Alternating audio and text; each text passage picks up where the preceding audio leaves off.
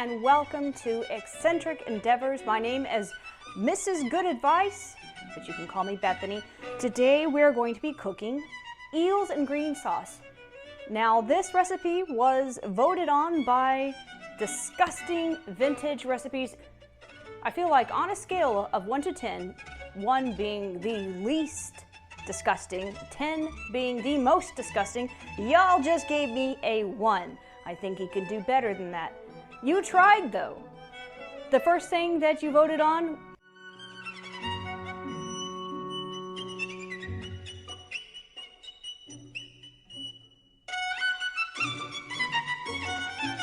y'all are sick, didn't really make the grade. Now, lucky for me, that monstrosity was merely a prank dish and wasn't actually vintage, so instead, today we're making the dish that came in second place, eels in green sauce. In medieval Europe, eels were important enough that they were even used as a form of currency. Would you care to be paid in eels? This particular eel dish comes from a few different European countries and has different names depending on the origin, but today, we will be using the recipe submitted by Mira Zacchius. Thank you very much for being kind to me today.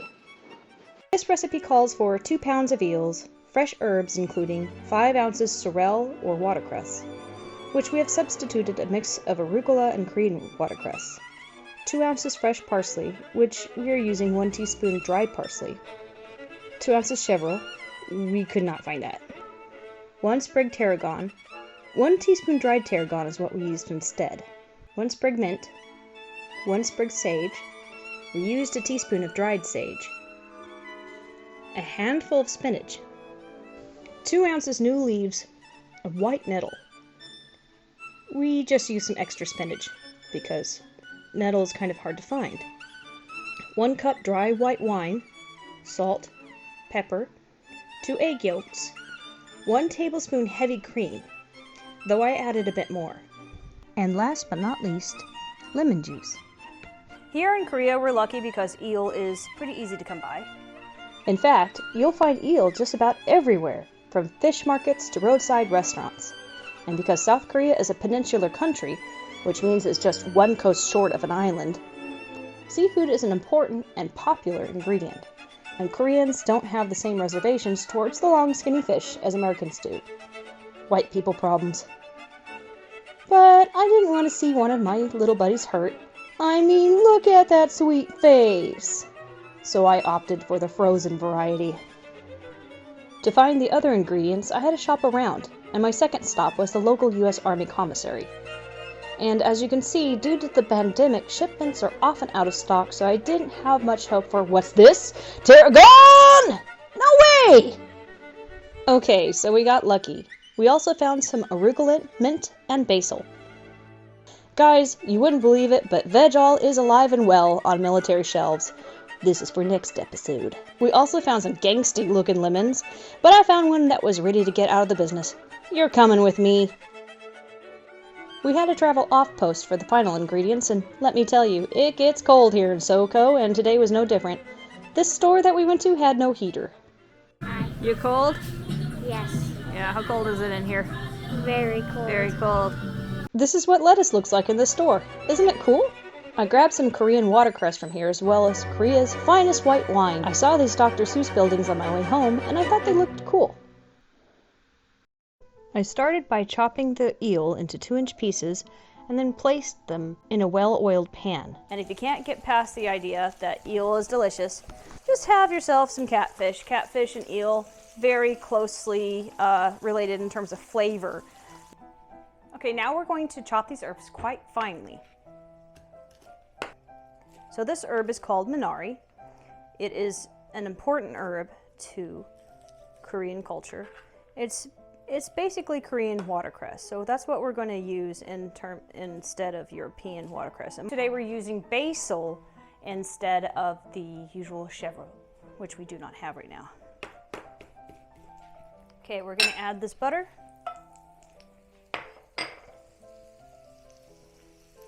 And let that start melting while I go to town chopping up the mint. And then what we have stand-in for sorrel is we're using arugula, which is pretty close. We don't have any nettles, but we do have spinach, so we're going to chop those up as well.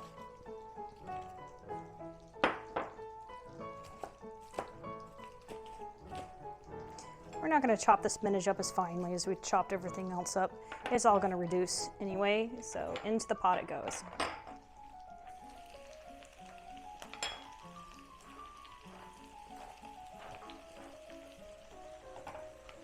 Of course, the sage, the tarragon, and parsley. You know what? I'm not going to skin these eels. It's not that important. They don't have the same kind of scales that some fish do. I'm going to add a good amount of pepper. We're going to beat these yolks like Texas beats Oklahoma.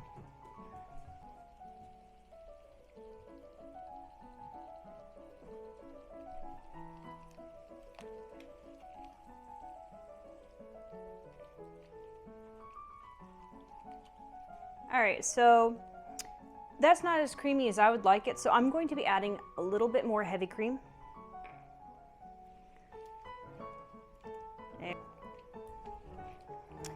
One thing I did forget to add, and I'm glad I remembered it, is a cup of white wine.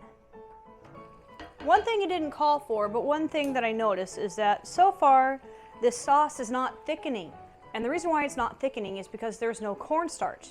So I'm going to add a little bit of cornstarch. You don't just want to add cornstarch without adding it to some sort of liquid first. Otherwise, you're going to get lumps. And nobody likes lumpy things, darling.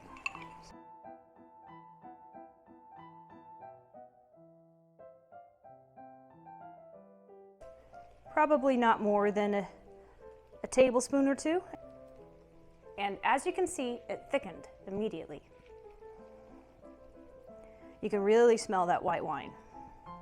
Now, a few minutes earlier, I had set to boil some fettuccine noodles, and they're pretty much done now, and I'm going to start adding them to the mix. Last but not least, you want to add a little bit of lemon juice.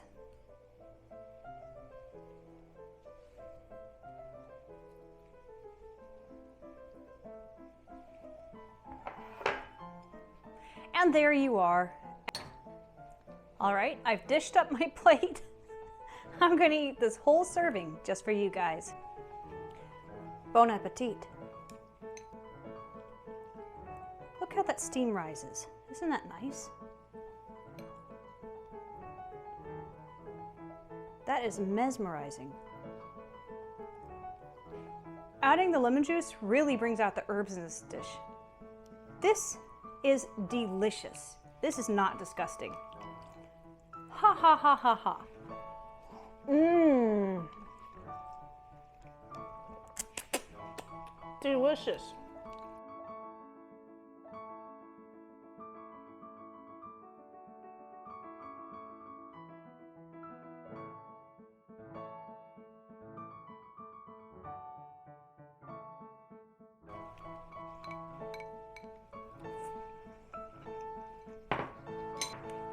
That was delicious.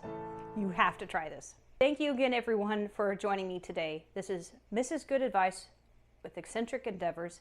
We hope to see you again real soon. Ah, but wait, I have another challenge for you. What's this I found? Veg-all. This is your next assignment. Show me the most disgusting vintage recipe you can find, and I will make it to the best of my ability and eat an entire serving for you to enjoy and laugh at. Thanks again for joining me. I hope you have a wonderful new year.